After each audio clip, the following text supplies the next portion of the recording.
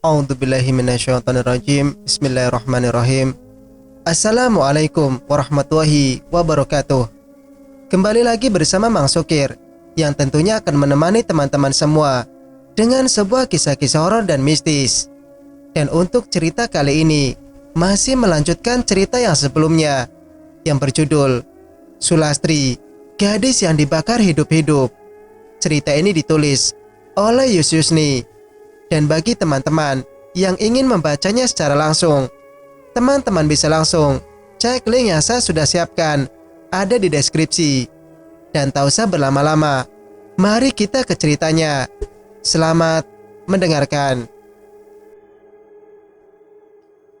Gak mungkin, Pak, seru istrinya Kasim dengan lantang. Kasim teringat Tian yang ia jumpai di jalan tadi. Memang gelagatnya sangat mencurigakan. Mungkin saja benar yang dikatakan oleh nenek Andre ini. Ayo ikut aku, Nek, ajak Kasim berdiri. Loh, Pah, mau kemana? Tanya istrinya. Ke kantor polisi. Bapak gimana sih? Kan belum terbukti kalau mereka pelakunya, sanggah istrinya. Bapak juga sudah menaruh curiga sebelumnya pada Handoko dan teman-temannya. Bu, kematian mereka itu tidak wajar. Seolah ada seseorang yang menaruh dendam besar terhadap mereka sampai menghabisi dengan cara keji. Pasti ada alasan yang kuat kenapa pelaku membunuh mereka. Selama ini ibu sendiri tahu bagaimana kelakuan anak-anak itu, termasuk Handoko, anak kita sendiri. Tapi kasih sayang ibu yang berlebihan terhadapnya membutakan mata hati ibu sendiri. Itu sama saja Bapak mendukung pelaku yang menghabisi nyawa anak kita, ucap istrinya dengan nada tinggi. Nenek yang mendengar suami istri yang berselisih paham di depannya hanya diam. Dia pun tak tahu harus bagaimana. Sudahlah, Bu, kebenaran harus terungkap. Ayo, Nek. Kasim meninggalkan istrinya dan menarik lengan nenek agar mengikutinya keluar dari rumah. Motor metik yang diparkir di depan ia hidupkan kembali. Nenek pun naik dengan susah payah di jok belakang. Dia duduk menyamping karena mengenakan rok dari kain batik model sepan. Kasim segera melajukan motornya, meninggalkan sang istri dengan raut wajah kesal. Di tempat lain, Tian ngos-ngosan setelah tiba di depan pagar rumahnya. Dia mengatur napas sejenak, membungkukkan badan, dan kedua tangannya menopang di lutut. Andre yang masih setia menunggu langsung menghampiri Tian. Kamu dari mana?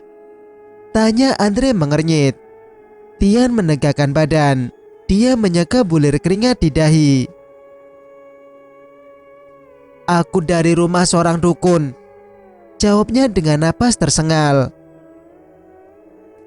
Tapi kenapa seperti habis dikejar demit? Andre meneliti.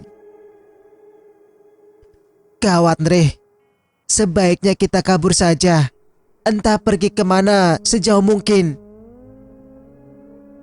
Apa maksudmu? Sepertinya Pak Kasim mencurigai kita. Ini bukan tentang Pak Kasim, tapi nenekku yang kabur entah kemana, tegas Andre dengan gigi rapat. Apa? Tian terbelalak. Bagaimana bisa? Nenek aku kunci dari luar loh. Tian berkacak di pinggang dengan satu tangan. Satu tangan lagi memijit-mijit pelipisnya. Kita sudah tamat, ucap Tian memucat. Lebih baik kita kabur sekarang dan pergi entah kemana. Aku gak mau menghabiskan sisa hidupku di penjara, ucap Andre. Tian menggigit bibir bawah sambil berpikir keras hingga akhirnya dia mengangguk. Sebentar, tunggu di sini," pinta Tian sambil berlari masuk ke dalam rumah. Dia masuk ke kamar orang tuanya, mencari sesuatu di dalam lemari. Setelah tangannya meraba sebuah kotak perhiasan, segera ia buka dengan tatapan berbinar.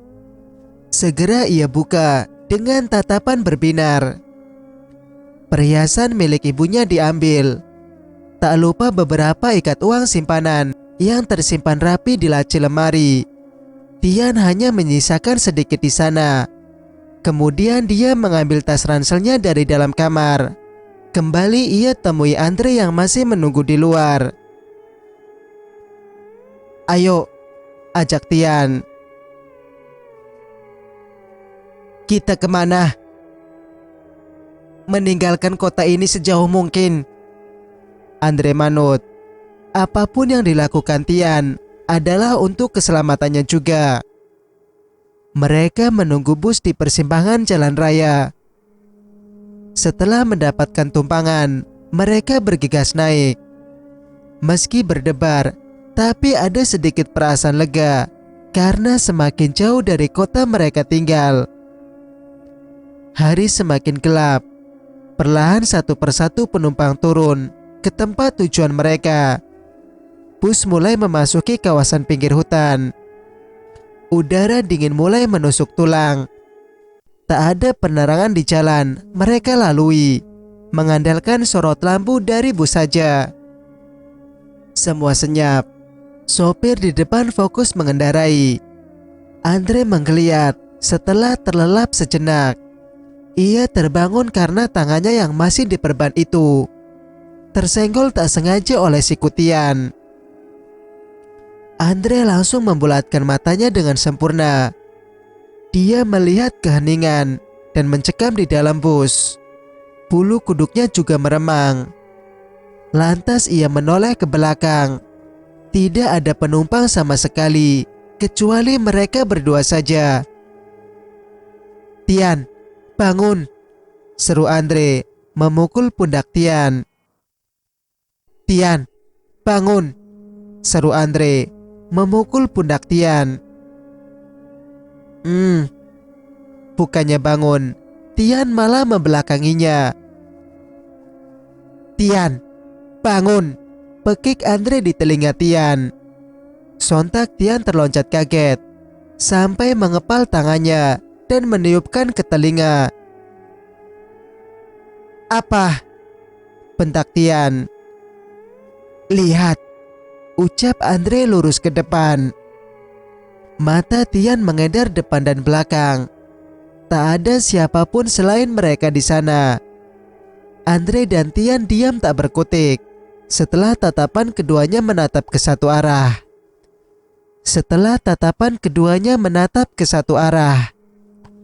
Yakni ke bagian depan yang mengendalikan laju bus. Terlihat Cemari dengan kuku panjang memegang setir. Rambut gimbal dan panjang terurai sampai ke bangku kedua dari bangku sopir.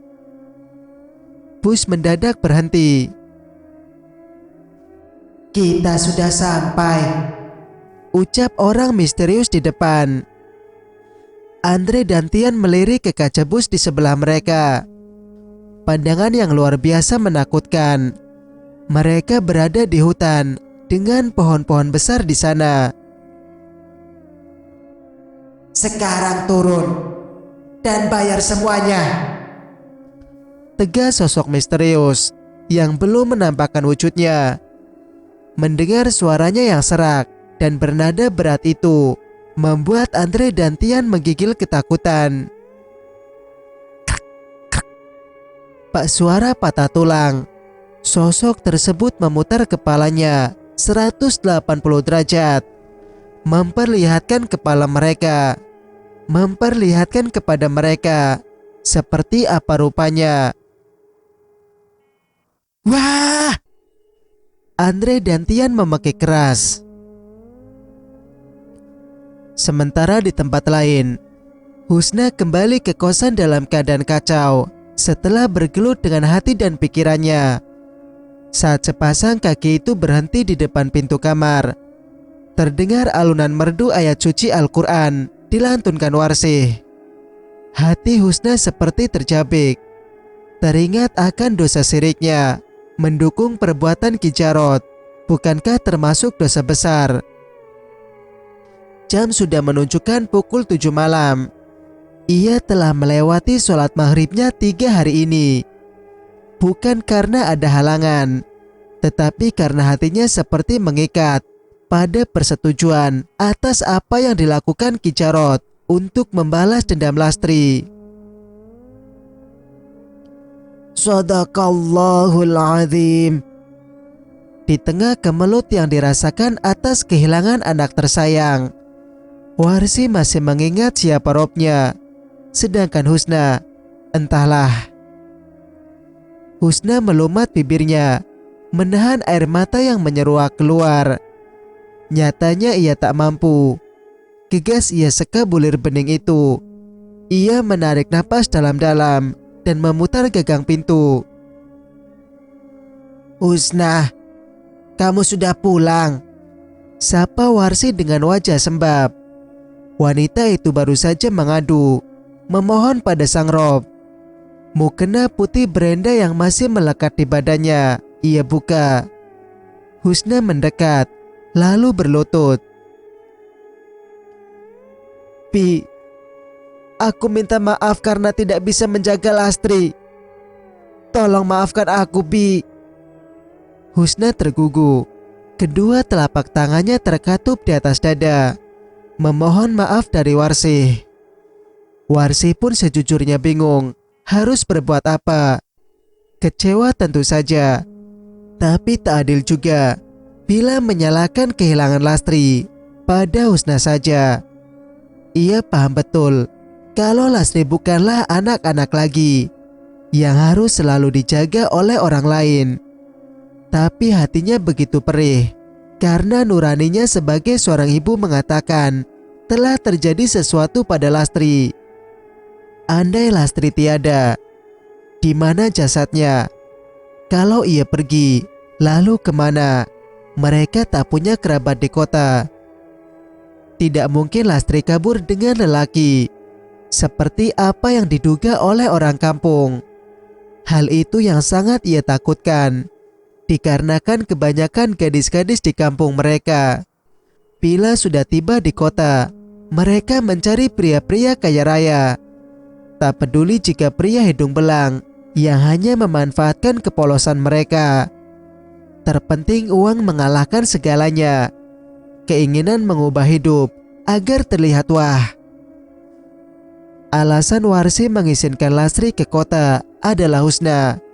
Gadis itu mematahkan stigma buruk masyarakat kampung jika ke kota hanya untuk menjual harga diri mereka. Husna, Bibi belum tenang sebelum bertemu Lastri. Ayo kita ke kantor polisi, ajak Warsi. Aku baru dari sana tadi, Bi. Belum ada informasi tentang Lastri. Warsi memicingkan matanya sambil mengelus dada. Bibirnya terus bergetar beristighfar. Besok kita akan cari sama-sama, Bi. Husna mencoba menenangkan Warsi. Tampaknya wanita parubaya itu mulai bisa menerima usul Husna. Terlihat dari anggukan. Bibi mau makan apa? Biar Husna beli ke warung sebentar ya. Nggak usah, Bibi tidak lapar. Bi, makanlah sedikit, biar Bibi punya tenaga buat besok untuk mencari Lastri. Warsi setuju. Husna pun kembali keluar meninggalkan Warsi di kamarnya. Di tempat lain, Lastri melayang mendekati Tian dan Andre yang saling berpelukan karena ketakutan. Ampuni kami, ucap Tian sambil menangis. Tatapan Lastri kosong, hampa. Tidak ada jiwa dalam sorot matanya yang memutih semua itu. Amarah, kebencian, itulah tersimpan di balik tatapannya yang dalam. Aku mohon, biarkan kami pergi, ucap Andre. Pemuda yang dulunya terkenal bengis dan keras kepala itu untuk pertama kalinya meminta maaf pada sosok hantu. Dulu pantang baginya meminta maaf, sekalipun ia yang salah. Harga dirinya akan terkoyak jika dia sampai memohon pada orang lain. Jika bisa, ia membuat orang tunduk dan takut padanya. Lastri mendekat. Mulutnya yang makin lebar terbuka itu menampakkan dalam mulutnya penuh dengan darah kental yang menghitam. Setetes darah yang jatuh dari mulutnya membuat bekas noda merah di baju Andre. Geli, Andre bergidik ngeri. Meski sedikit, tapi bau anyir dan amis darah itu sangat busuk sekali. Lastri terkikik melihat ekspresi ketakutan dari keduanya. Sementara Tian makin tak karuan. Dia menggigil ketakutan. Keringat yang mengucur deras di wajahnya tak ia hiraukan lagi untuk dihapus. Kami berjanji akan menyerahkan diri ke polisi, ucap Tian. Lastri memutar badan, melangkah pelan-pelan.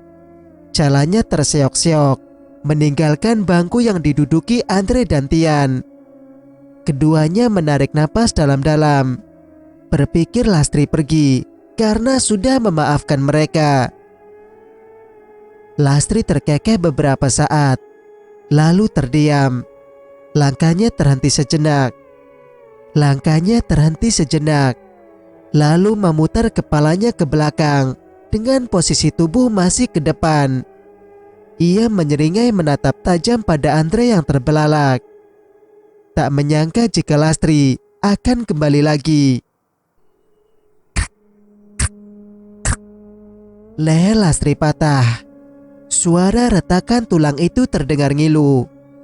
Lastri berjalan menghampiri mereka lagi. Suasana di dalam bus semakin mencekam kala lampu di dalamnya padam.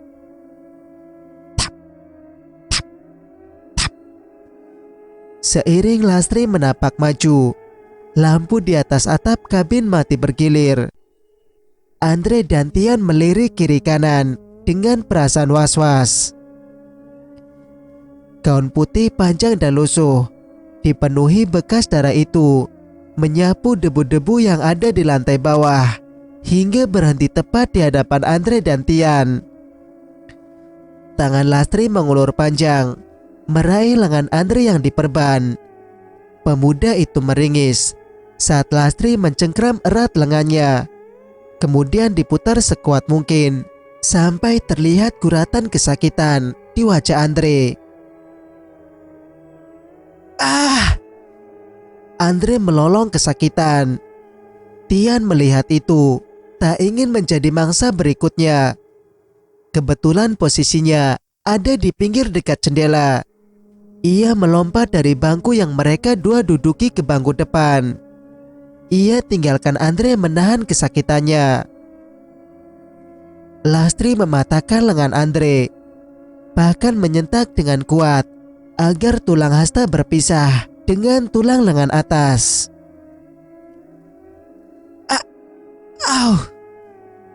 Tolong, pekik Andre sampai mengeluarkan air mata. Potongan tangan itu terlempar ke belakang. Andre menangis sejadi-jadinya. Darah yang terus mengalir keluar membuat perutnya mual. Tak ingin memberikan kesempatan untuk Andre hidup, Lastri mencekik leher Andre sampai terangkat. Andre mengorok kala oksigen tak dapat masuk ke rongga pernapasan. Matanya mendelik ke atas, menangkap sosok penuh amarah di depannya menyeringai. Buk! Lastri melempar tubuh Andre ke jendela depan mobil hingga mengenai dashboard sebelum jatuh ke bawah. Tubuhnya payah, meringkuk di antara bangku sopir itu. Napas satu-satunya, mulutnya terbuka, mencoba memaksa oksigen agar masuk ke dalam tubuhnya yang makin melemah. agar masuk ke dalam tubuhnya yang makin melemah. Lastri pun meninggalkan Andre begitu saja. Sementara di luar sana, Tian berlari kabur menjauhi bus yang sempat mereka tumpangi. Tak peduli apa yang ada di hadapannya.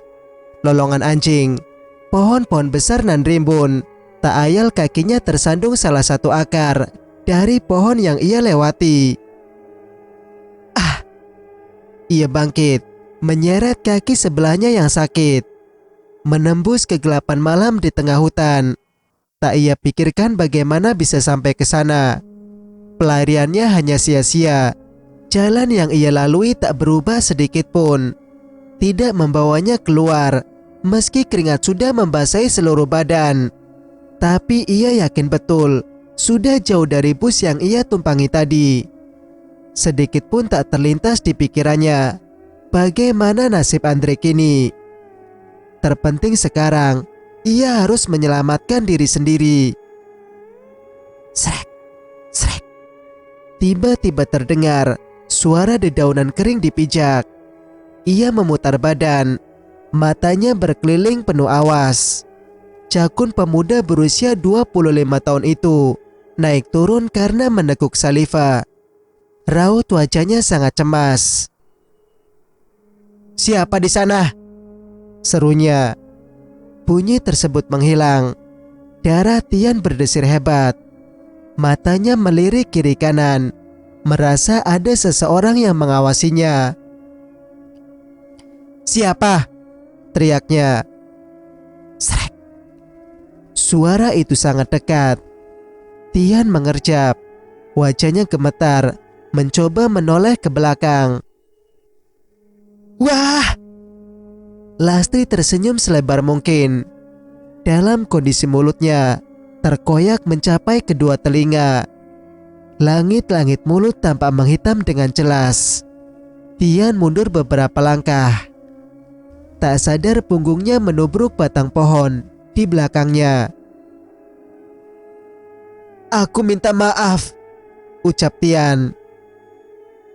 Lastri ternyata membawa sebuah ban mobil bekas di tangannya.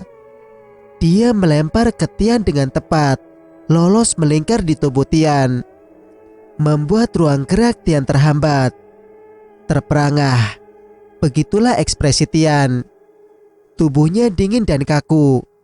Mungkin inilah akhir hidupnya. Itulah yang ia pikirkan saat itu. Lastri mendekat. Dia mengelilingi Tian. Satu jarinya yang pucat itu menunjuk ke ban, lalu mengelilingi Tian. Gesekan dari ujung kuku Lastri yang tajam itu menghasilkan gemercik api kecil. Manusia lain tak mungkin melakukan hal mustahil itu. Api yang semula mengecil menjadi besar. Tian panik mencoba meniup-niup agar api itu tidak menjalar ke tubuhnya. Dia meronta melepaskan ban itu dari tubuhnya. Namun sayang, usahanya tak berhasil. "Tolong!" pekik Tian. Lastri menjauh beberapa meter. Dia menyaksikan bagaimana ban bekas menyentuh tiap jengkal kulit salah satu pemuda yang memperkosanya dulu, bahkan membakar hidup-hidup tubuhnya yang telah ternoda. "Panas! Tolong!" Tangan Tian melambai meminta pertolongan. Tidak ada siapapun yang mendengar kesakitannya. Di tengah hutan itu sampai rahangnya kaku. Tubuhnya limbung jatuh ke bawah, dibakar api dari ban bekas. Cerita pun bersambung. Bagaimana menurut pendapat kalian?